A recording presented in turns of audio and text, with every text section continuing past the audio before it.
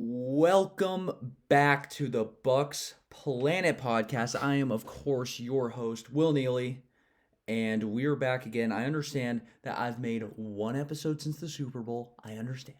I understand. All you guys text me. You guys think you're funny in the comments. You guys think you're funny. You guys, oh, Will quit. It won the Super Bowl. He quit. I didn't quit. Okay, it's like I like what I pretty much accomplished with the Bucs winning the Super Bowl. What I accomplished. Okay, it requires a break. I needed a break. This semester was harder in school too. So after we won, it was like I needed to rest. Bucks Planet needed a rest. I mean, I've never made episodes going into the playoffs, never, because we never make the playoffs. I usually stop after a week, after we play our 16th game. That was not the case this year. I had to keep making, I was making 2 episodes a week during the playoffs. Never done that before. I needed a break. But we're back now, for temporarily at least, for the draft. And here's what I'm gonna go over what I think is gonna happen. I originally had like more planned for this. I was gonna do like a kind of like a film study thing, but then it was been crazy the last couple of, like last week was my finals week, so it was like kind of a throwaway week. I didn't really have enough time to do this, and then I got back to Tampa on Friday, and then I've been literally at the beach since Sunday. So I've literally been in Tampa for basically one day, and I'm even going back in like 2 hours. So this is just a lot, but I'm getting it in, and I do have enough to talk about. So this draft is really interesting for the Bucs, right? Because we don't have a glaring position of need. We're the only team in the NFL with that luxury. It's a luxury because you can just draft whatever you want to. You can afford to get guys that could be developmental players because they don't have to play right away, and you can just stack up at positions that normally get injured, like defensive or offensive line, running back, stuff like that. So here's what I think is going to happen. Now, the only problem with this episode is that since we have the 32nd pick, we don't have a position of need.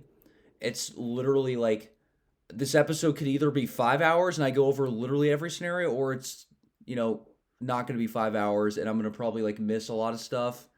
And this episode's not going to be 5 hours. So that leaves us with the other option. So let's talk about the positions I think the Bucs will draft in the first round. So I think it's either going to be an edge rusher, a defensive tackle, a running back, and then maybe potentially a quarterback if we don't end up trading down. Trading down is a real scenario.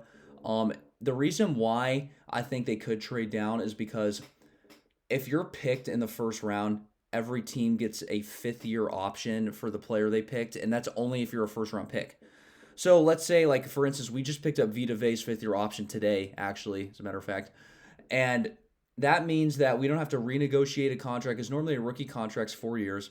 But if you're a first round pick, you have a fifth year option that allows the player to still be under your jurisdiction, and well, you'll still need to sign him to an extension eventually. That's another year you don't have to pay him that much. So it's very valuable for teams to, even if it's the literal last pick in the first round like we have, it's still valuable to get it just because of the fifth year option.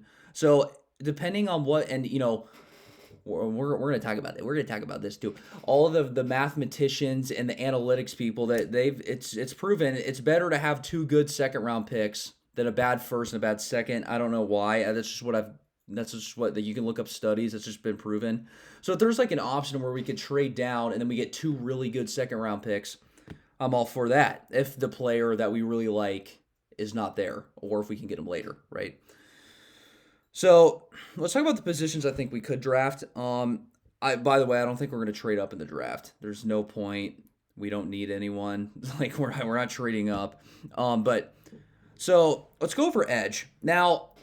Again, this is just one of those things. There's like just so many names of who could go here. It's not like normally we're drafting like the top 10 or something, and it's like you kind of know it's going to be between at least like these three or four players. Like this, I mean, they could pick someone random that a lot of people don't have graded high, you never really heard of, and you don't know how the rest of these guys are going to fall. I don't know who's going to be picked. You know what I mean? It's just very complicated draft video. I don't like it as much, but I do like having a 30-second pick because that means you won the Super Bowl, which we did.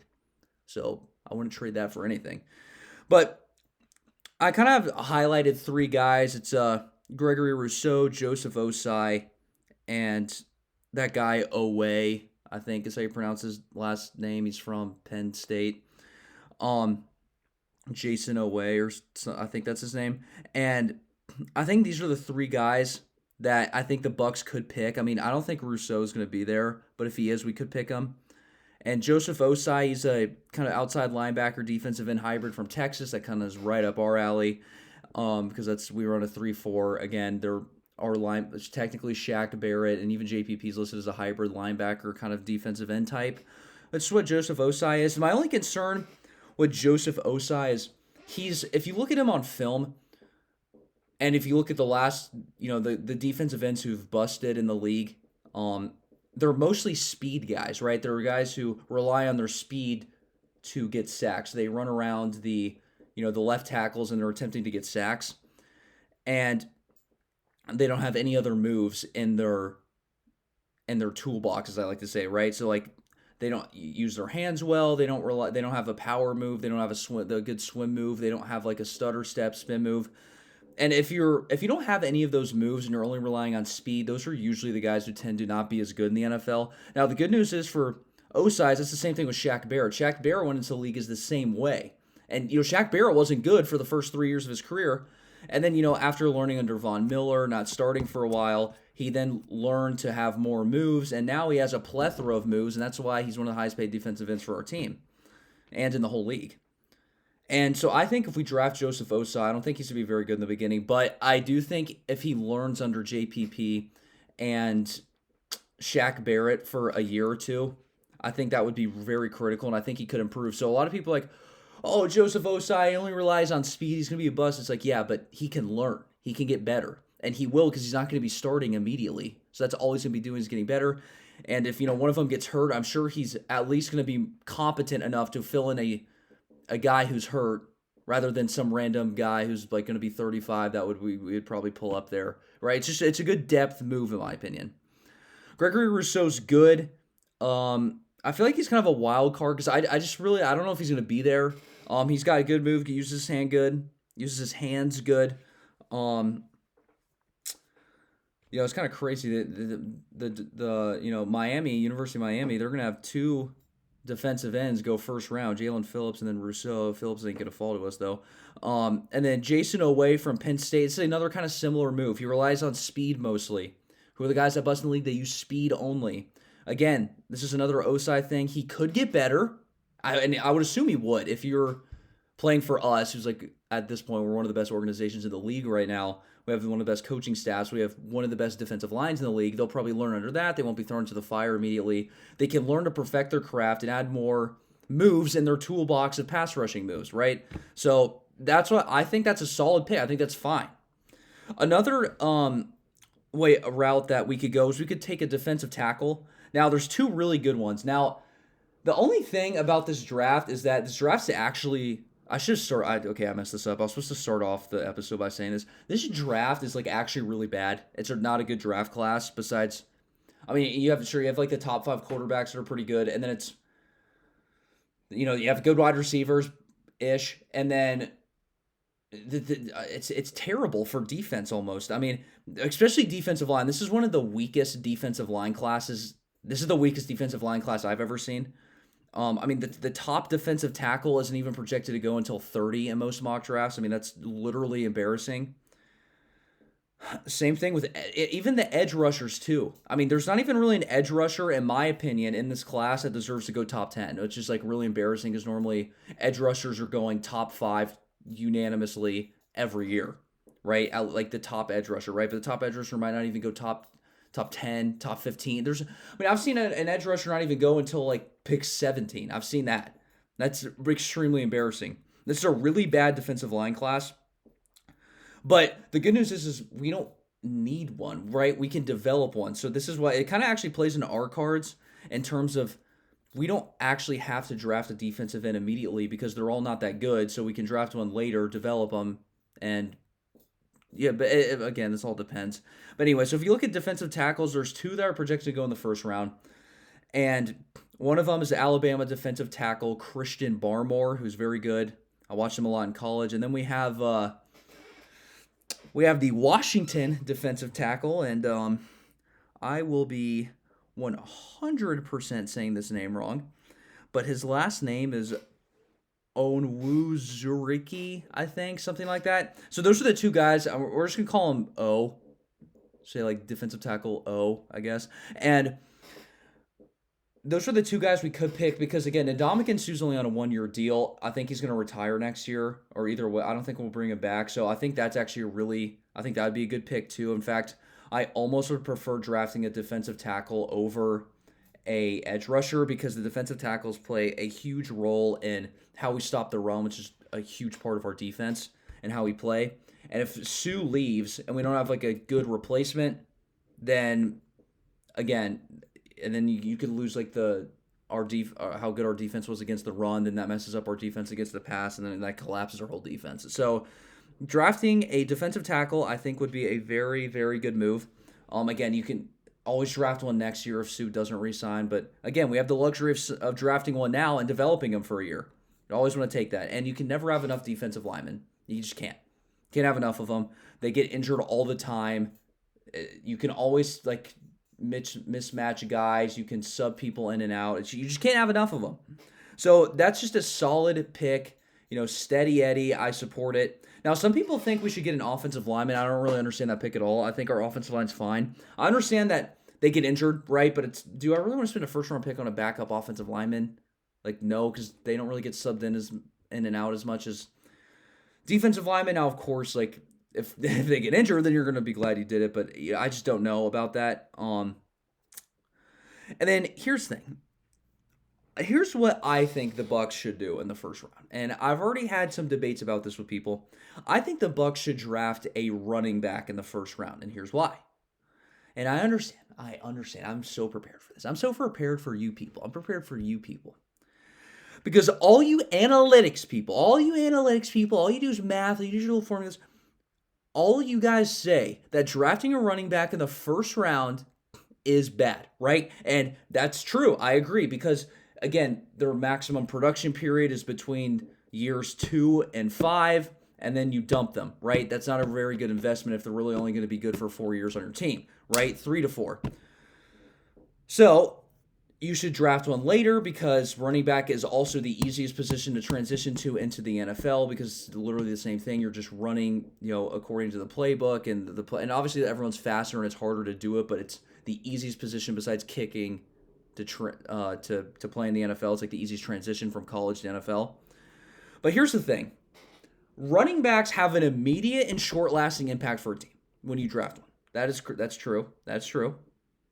And we have Rojo, Leonard Fournette, Keyshawn Vaughn. We signed Giovanni Bernard. But here's the thing.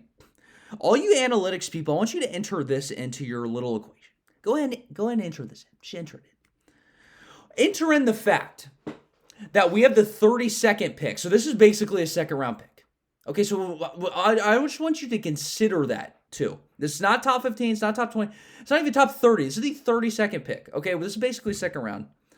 And if you can get a player and a team for a team that's looking to win now, not like the Jets. We're not the Jets. We're not the Giants that are terrible. They're not going to win now. They're not, the teams that are rebuilding, the Lions, those teams. Look, we're in a position to win now and go back to another Super Bowl, right? Us, the Chiefs, the Browns, all those teams, we're in positions to actually go back to the Super Bowl or, make a run in the playoffs and attempt to go to the Super Bowl.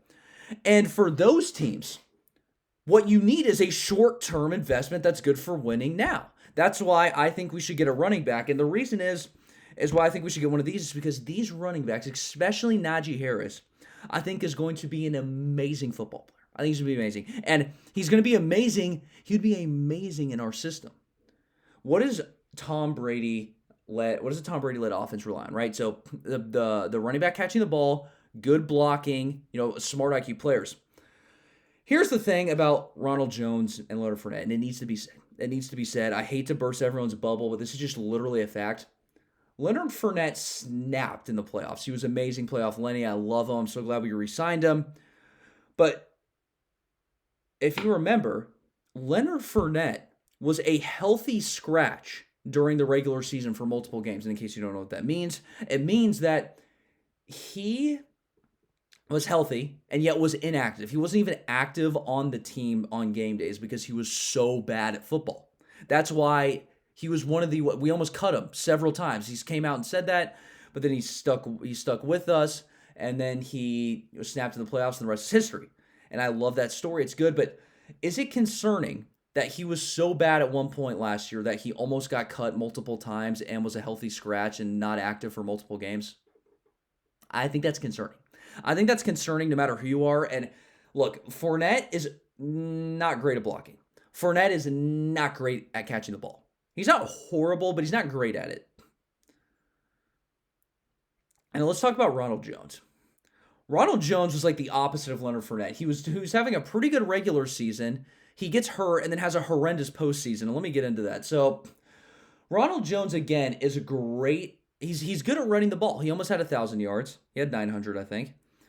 And he had that 99-yard run against Carolina. I love that play. It's one of my favorite plays I've ever seen. I watch that play all the time. Like, literally, I have that as one of my liked videos on YouTube. So when I'm bored, I just go back and watch that run again. It's so much fun to watch. A 99-yard touchdown run. You don't see a lot of those, especially with us. Normally, they're against us. And Ronald Jones, though, can't block. This has been an issue for a long time. Leonard Fournette's, like, not great at it. Ronald Jones can't block. That's a major issue. Ronald Jones, Leonard Fournette's not great at catching. Ronald Jones literally cannot catch. Now, that doesn't mean he, when he'll catch a ball every now and then, but, I mean, his hands are terrible. And I like both of them, but they both don't really fit that number one running back role that would really be a threat, in my opinion. And if you get a guy like Najee Harris, who's great at blocking, such a good blocker, very smart player. At Alabama, they make him very smart. You have to learn a lot of stuff there. They're very strict. And Najee knows all of it. He's great at blocking, and then his hands are insane. I mean, Najee Harris, at Alabama, I don't really know what they did. Josh Jacobs was the same way, and he was there. I mean, they make you run, like, real routes there, like ones that are borderline harder in the NFL. I mean, Najee Harris, I see him running crossing routes. I see him running 15 yards over the middle. He makes catches. He makes catches over his shoulder in games.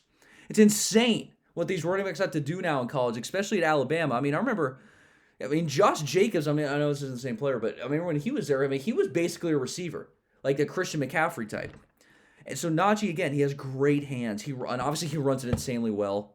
Look at literally any of his games from his senior year. It's insane. I mean, the hurdle against Notre Dame was absolutely insane. And I just really think that and here's the thing. I'm gonna make a statement, okay? And if you actually believe that statement, I think you guys would agree with this too. I actually believe what I'm about to say, so therefore I have the right to think that we should draft a running back. And here's what it is. I think that Najee Harris could actually transform the offense and add a significant other level to our offense. And because I think that, that's what I think. And if you guys think that, then that's who we should get. If there's a player that's, even though it's short-term, immediate impact, but we're trying to win now, and I think he actually could have a huge impact on our team. I'm not just saying this because, he's, good running back, whatever. I think he actually could significantly change our offense to be more run, more pass catching. It's just another threat, a major, major threat, in my opinion. And he would complement Najee would complement Fournette and Rojo and all those. They would complement him so well. It would be the best running back room maybe in the league. And here's the thing too: we only have one running back under contract for 2022. So we only have one running back under contract for next year. So that means Ronald Jones' contract's going to be up, Leonard Fournette's contract's going to be up, Giovanni Bernard's contract's going to be up. And I understand that it's the most replaceable position in the NFL. I get that, right? We can re-sign them. It's whatever. It's the most replaceable position. There's not a huge demand for it, right? So you can get guys for cheaper. But the thing is it's like, do I really want to have only Keyshawn Vaughn, who's not that good at this point in his career, to be honest, as the only running back on our team after next year? On paper, assuming we don't resign? No, I don't. And I think Najee, it would be more security at the running back position. It's a huge upgrade. It's a huge upgrade from Fournette and Ronald Jones, in my opinion. Again, obviously, people can become busts in the NFL. They can get injured. I understand how this works. But as of right now, he would be a significant upgrade from them. I think it would just be a great pick. I think it'd be a great pick. And the other one, Travis Etienne, I think he's not as good as Najee. I think most people agree with that, but he has great hands too. He's really fast. I think he's faster than Najee, but Najee's stronger and a little bit smarter, a little bit better of a blocker, in my opinion, which I think fits us better. But ETN would be a great pick too. If Najee's gone, would I pick ETN? I would do it unless they really, really like the Bucs really, really like one of these defensive linemen. So that's kind of just what I would do. And again, if there's something that Arians and the coaching staff wants and it's not Najee or ETN, that I fully support it. I really do. I just don't think the offensive line pick's going to be that good, or obviously a wide receiver or tight end. We're not going to pick a tight end, but I'm just saying in general.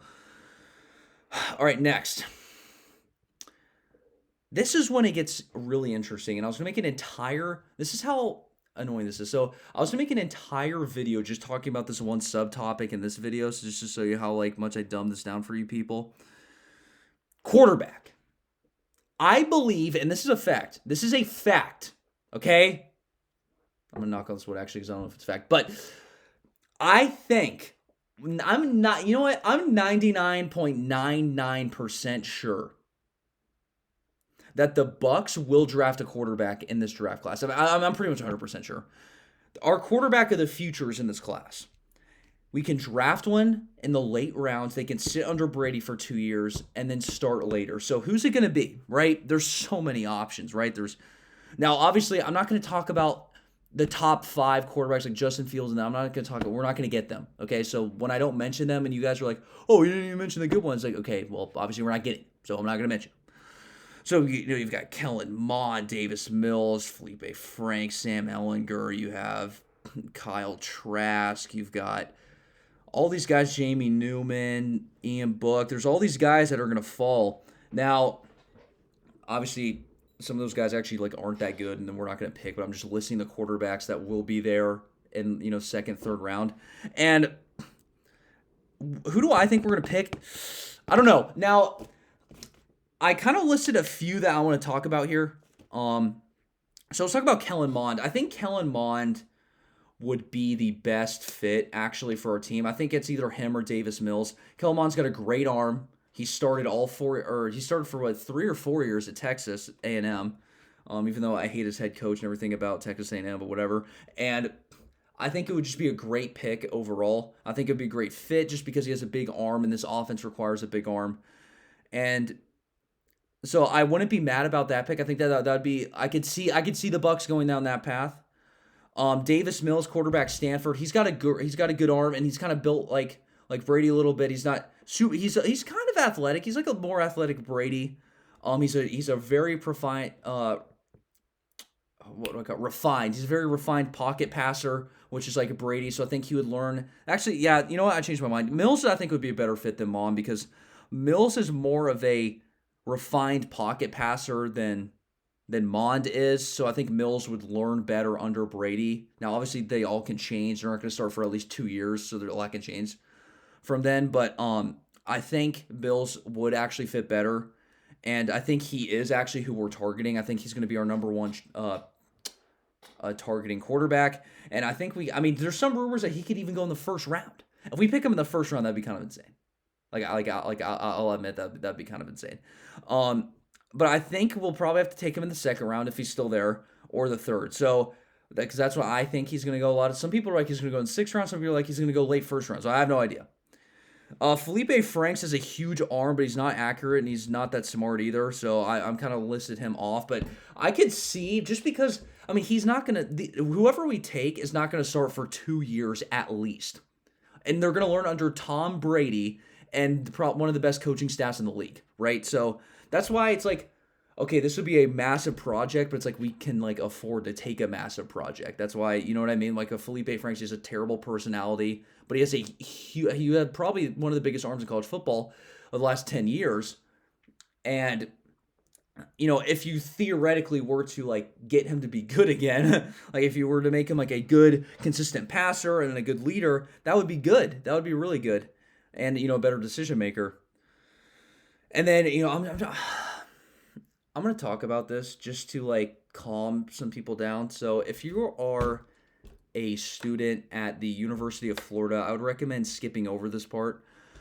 So Kyle Trask, a lot of people have been talking about him. I watched every single game he played last year. All the film. I watched all the film. You can ask people. I watched all the film. And I had I wanted the Bucs to get him originally before I watched film, but then after realizing it, because if you remember, right when the season ended, it was like Kyle Trask was like supposed to be a mid to late first round pick, and then now all of a sudden he's projected to go in like the sixth round. So it's like, what happened, right? Like, why did this happen? And I'll tell you why. Kyle Trask, and you guys are thinking this is biased to go to FSU, but it's really not. Like, I actually like wanted us to take him because I thought he was good. Kyle Trask just is not really a good prospect. He's not a good NFL prospect. His arm is not good. It's not a good arm, and a lot of people think arm talent is how far you can throw the ball. That's not all what arm talent is. Because because you're gonna look up you're gonna look up his highlights, be like, oh dude, he threw this like 55-yard pass like all the way through there, like look how sick that is. It's not all about how far he can throw it. It's really, in my opinion, arm strength is how fast can you zip a ball into a tight window, because that's really where you need good arm strength. It's not all about the deep, because really every quarterback can throw it probably 50 yards in the league, right, through the air, right? Anyone can do that. It's when there's tight windows and you have to throw it to the sideline in under a second. Do you have the arm to throw it fast and hard enough to actually get it in the window you want it to? Because if you're like Kyle Trask, his arm isn't that strong. When he throws an out route, he can't make tight window throws. Because, well, first of all, his throwing motion's terrible, and we'll get into that. But the ball just doesn't go out of his hands fast enough, and it doesn't have as much, it doesn't have enough power to actually get into those tight windows. And that's why I really see an issue with him as a prospect, because you can't really coach arm talent. You can't coach arm strength. It can get better, sure, but his just isn't good. And you can look at some of his throws, and when guys are wide open, the Florida had they're gonna have two first round receivers. I mean, I don't know, one of them's a tight end, but they're technically receivers, right? They catch the ball, go in the first round. And he got carried a little bit by it because of the fact of, how open they were. Dan Mullen's offensive system, they were more open, right? But in the NFL, when you see the guy coming over the middle, and there's a linebacker to his right that's covering him, and there's a safety to his left, and you're trying to fit it in, and they both see it, and you have to fit it right in between them, super fast, lightning fast. Does your arm actually throw the ball fast enough and hard enough to get it in the windows? Kyle Trask's arm doesn't do that, unfortunately. That's why I don't like him as a prospect. In fact, I listen to one guy thinks he should go undrafted. I actually tend to agree. I don't really understand why you would draft a guy like that. And it doesn't mean he's not a good quarterback. He makes some bad decisions, but he just doesn't have the NFL level arm strength, in my opinion. A lot of people are like, well, Drew Brees. Drew Brees maybe can't throw it super far. But Drew Brees can zip balls in there. He can zip them into those windows. He has his whole career. And he's also very accurate with it. And it's just not the same. I think that's kind of an unfair comparison to Drew Brees, to be honest. Because Drew Brees, again, he can't throw it 80 yards behind his back like Mahomes can. But, Drew Brees can zip a ball really fast into a window. And that shows real hard arm strength, in my opinion. And, again, I just think Mills would be the best fit, with Mond being a second choice. And then, I'm not even going to lie, Jamie Newman, like, I've really never watched this guy. What type of guy transfers to Georgia to become a hot shot and then he doesn't even play? That's just the biggest red flag of all time, in my opinion, but whatever. And so I don't really know much about him, but from what I've heard, what I've seen, what I know, I think it's going to Mills or Mond is the pick, and I really think it's Mills. I think Mills is going to be the quarterback that we take, or at least that we're going to try to take, or that we should take. So, basically, in conclusion, we could take an edge. We can take a defensive tackle. We could take a running back, who I think we should take. Analytics people, type it in. Get mad. You guys can get mad all you want, but you guys don't factor in the fact that we're looking to win now, and you don't factor in the fact that we don't have any running back under contract past this year, so you guys can look at that on your own. Or that's the last pick in the first round. So that's what I'm looking at. And yeah, that's going to do it for this episode. I'm obviously, I'm gonna make an episode right after we draft. It's gonna probably be on Friday or Saturday or something. Maybe I'll wait until the entire draft is over before I make one, so I don't have to do multiple. I don't know. We'll see about that. So I'm gonna make one then, and until then, I'll see you guys next time and have fun at the draft. Watch the draft. The draft is fun. Okay, so you better watch it. It's pretty much in my opinion, it's the second biggest day in the NFL. The first is the Super Bowl. This is the second biggest. The draft is fun. Watch it. I think it'll be a good time. We're picking very late, which is good. Makes draft day a little bit less fun, but it's good. You want to have draft day less fun because you don't want to have a top 5 pick. All right, guys. So with that, I will see you guys next time. Go Bucs.